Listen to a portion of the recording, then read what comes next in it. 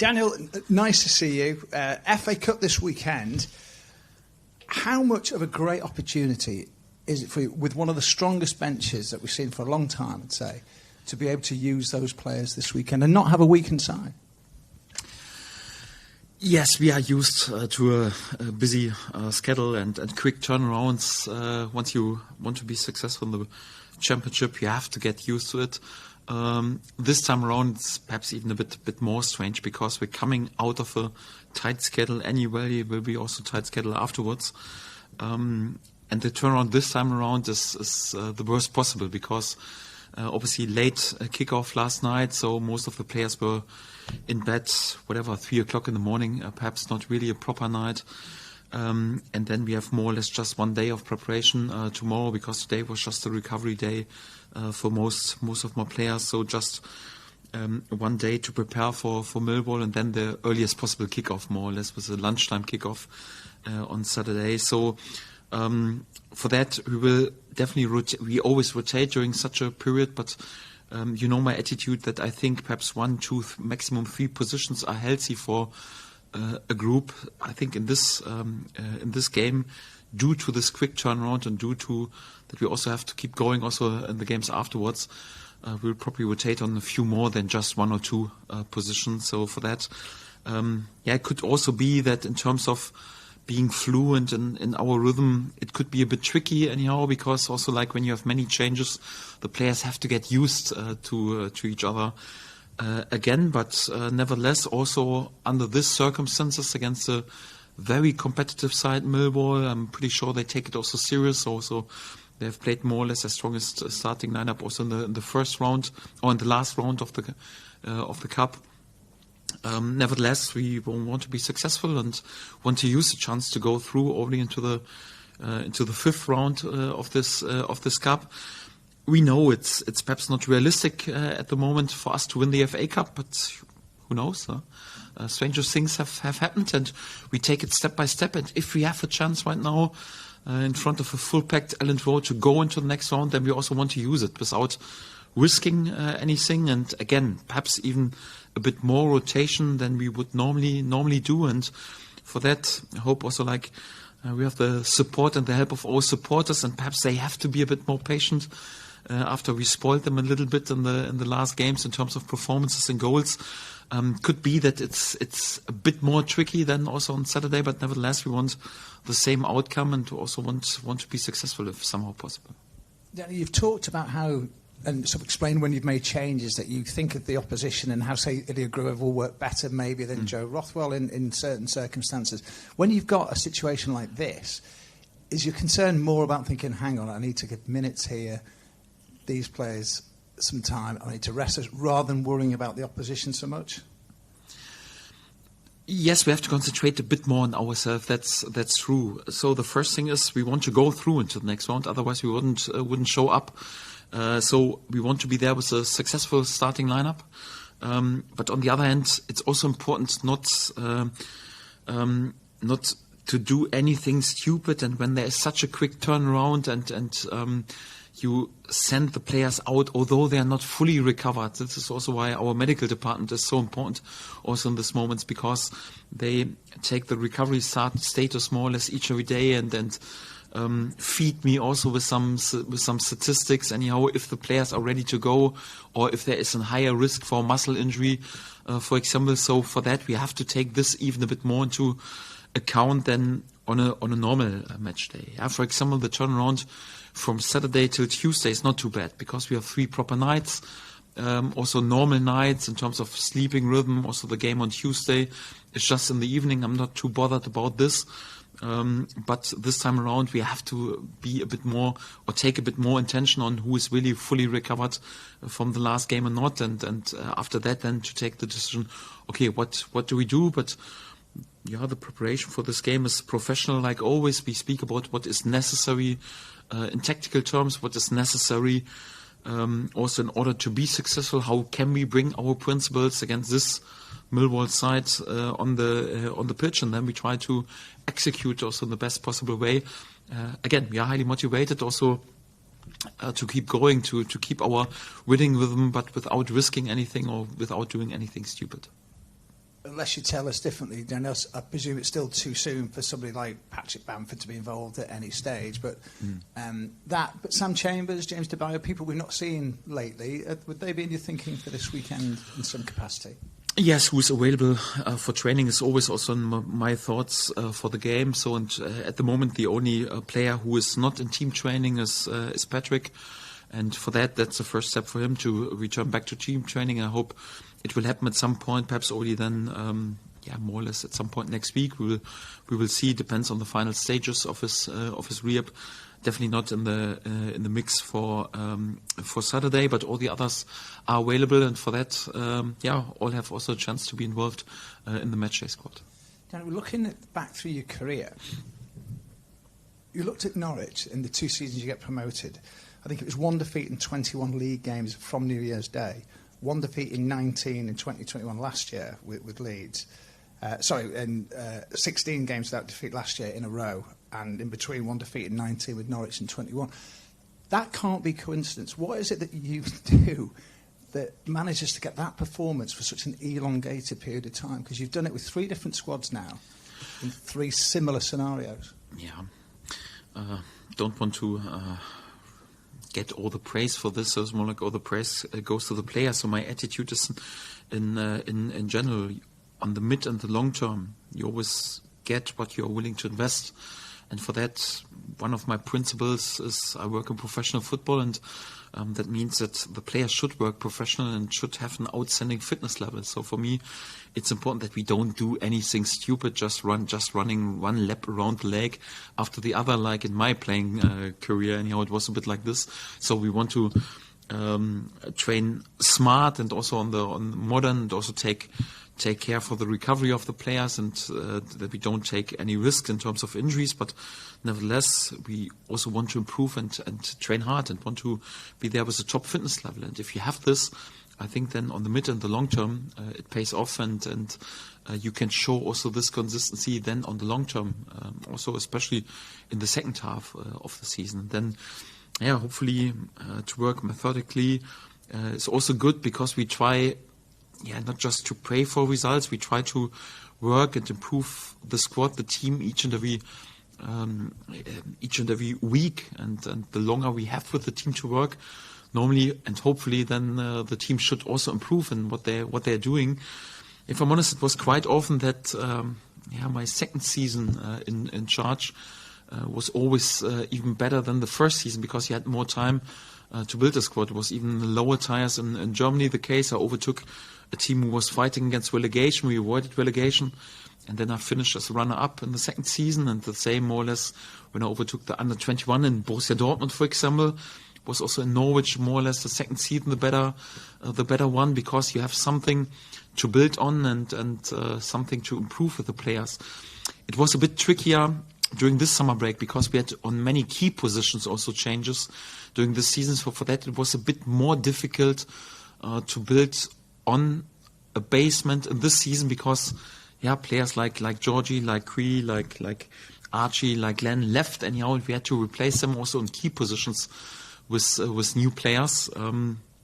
But we still had also many or several players who were already there with us last season, and I think if you see players growing, also like Joe Roden, for example, I think they have made another step during this season. Sadly, there were then little injury setbacks for Eason, for Ilya, for Pascal, and otherwise they would perhaps even be capable to also go further on in their development. So our claim is always try to improve the squad, and this doesn't happen overnight, and it's not like you press a button and it works. It's more like consistent work, and then in the end, it's not just the idea and how we work. All the credit goes to the players, because they have to be open for that. So we just can bring them to the door.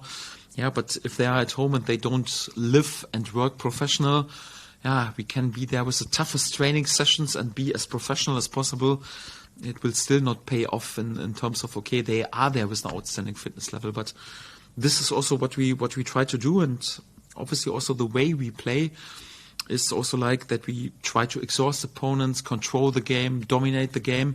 So also like being smart in what we're doing on the ball, so that we also have a good balance between speeding up our game, being there with high intensity football, but also sometimes that you calm yourself down and you recover in possession, because if you play always with pulse 200, you can't be successful in a 90 minutes football game, and also not over the whole season. So you have to make sure that you find the balance, and that you know, okay, if there's a special occasion, then you find an extra gear. This is also, I think, the approach that we have in terms of football, to dominate the ball, to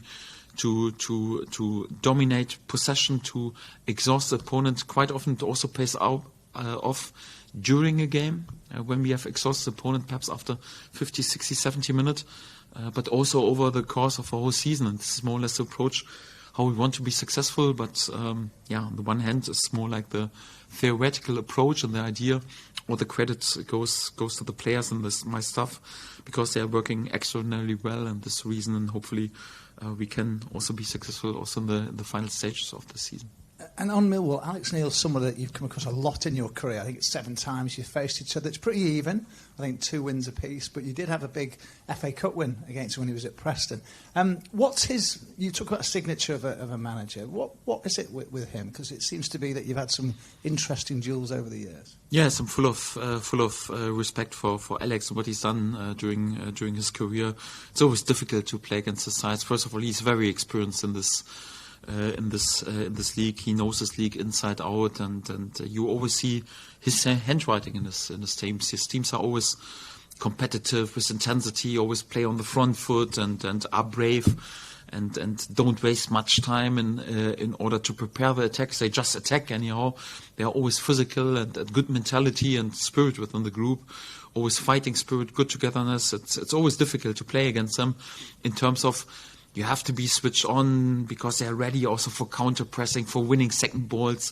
So pretty quick in the head, and always a good feeling also for him, for who are the decisive footballers in his squad. So it's always difficult to open his sides, and also to show resilience also against their intensity. And for that, we were quite often really tight duels. I'm full of respect. I'm also pretty aware it will be a difficult side. So this is definitely not a side who will come to Elland Road in fear. So his side always plays brave, and for that, we are ready and prepared for another tough challenge anyhow. And we have to be there with really good and concentrated and focused performance in order to have the chance to go through into the next round. You're only, you're 13 unbeaten in the league now, only 2 short of last year's best run of 15 unbeaten. Mm-hmm. Are there any lessons you can take from last season and the way that run ended, and apply them this season to ensure the run continues for the rest of the season, I guess? No, not too many lessons, because I think, the last season was also special. So first of all, I knew it even before, you also need a bit of luck in terms of that. In the final stages, your key players are not injured and in good shape. So I think it was pretty costly that Patrick Bamford, who was also played a major part in the really good spell during this time last season, that he was not available for the last games. I think mentioned several times, with a fit Patrick Bamford, he was on fire, in a good shape, scored many goals.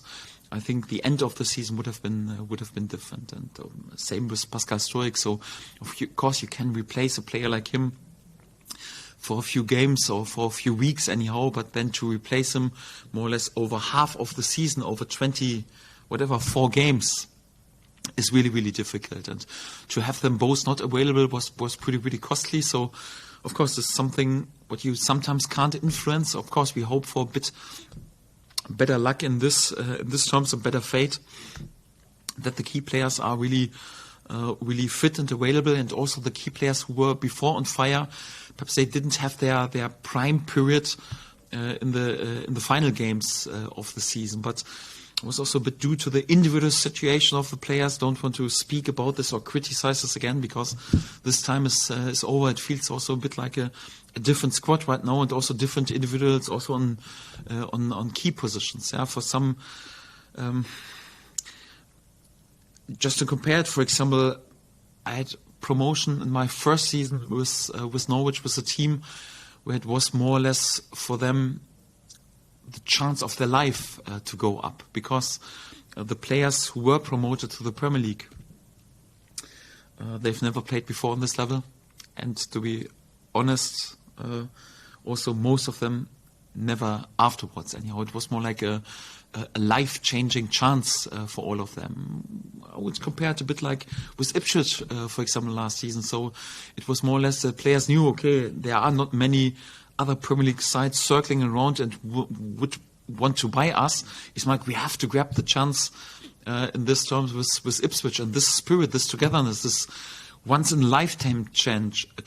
When the going gets tough, it can make a big difference. And obviously for us, also like with the contract situation, was a bit different scenario for us, and that made it also a bit difficult. So I think there were several scenarios that were difficult for us, without criticizing anyone or any player or what happened before. It was just the fact that our setup was slightly different, and it's a different challenge. And in order to be successful, so it was a bit like I was successful in a similar scenario, perhaps in my second promotion season with Norwich.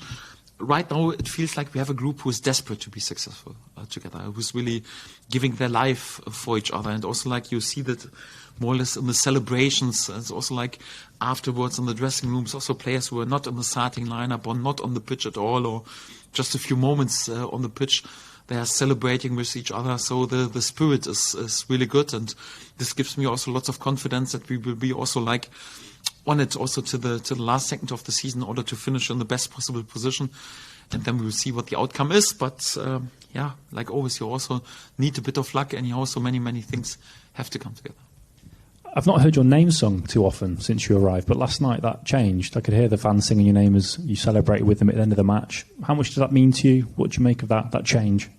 No, so my name is not that important. This is also why I always leave in the first instance the stage for the players to celebrate the supporters with the supporters, because they should be in the spotlight, and I rather choose to go than 2-3 minutes later, sometimes when the ranks are a bit more empty anyhow, and he wants to celebrate with me with a wave. Yes, of course I do this because the supporters deserve also that I pay also something back, and I'm fully aware of how important the supporters are for us. They are the biggest asset of this club. So the most important thing for this club are and will be our support, our supporter base, and this is crucial for us. And the second most important thing is the players. They should be in the spotlight. I'm meanwhile nearly an old man anyhow, so I don't need this anymore. Perhaps in my younger stage as a manager, I was also greedy to hear my name sometimes anyhow. These times are gone. I'm just happy when after my time here in Leeds, people will think, yeah, he did a proper job and helped also a little bit, and he was also definitely okay. If this is more or less than the overall outcome anyhow, then I would be happy. So for me, it's not that important. So for me, the most important, enjoyable is more like to see my lads happy on the pitch after a victorious win, to see our supporters happy after a win. This is for me the most pleasing moment in the whole day. He played in the last round. He may play on Saturday. Of course, you won't reveal the team. But Joshua Gilavogi, he has made quite the impact, from what I've heard, on and off the pitch. Now he's been here a few months. Can you give us some insight into exactly what he's done behind the scenes, what he brings to the dressing room, and the relationships he's formed with those younger players, maybe? Yeah, first of all, the quality as a player, because he's a quality player. He has played 300 Bundesliga games. He has played in